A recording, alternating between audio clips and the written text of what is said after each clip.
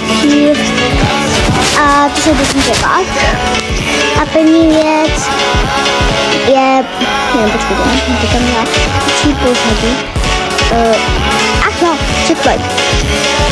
OK, jsme tady. Když si tady dáte settings, tak byste tady měli být layer.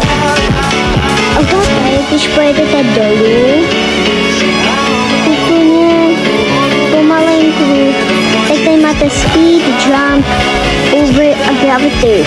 Tak si tam můžete takhle rychlit, speed, zvětšit a dívejte takhle do paty. Vypadá. A to dělám já hodně často, teďka jsem na privátu, ale pokud byste mě chtěli do friendu, tak stačí napsat do komentu.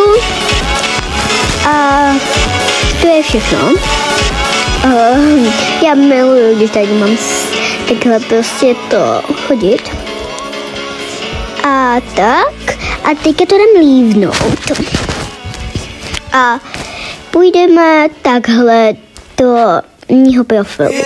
A když dáte můj profil a pak takhle a pojedete tady dolů, takhle byla bych jsem ráda, kdybyste mi dali takhle to. To vlastně jsem profil, kdybyste mi dali follow.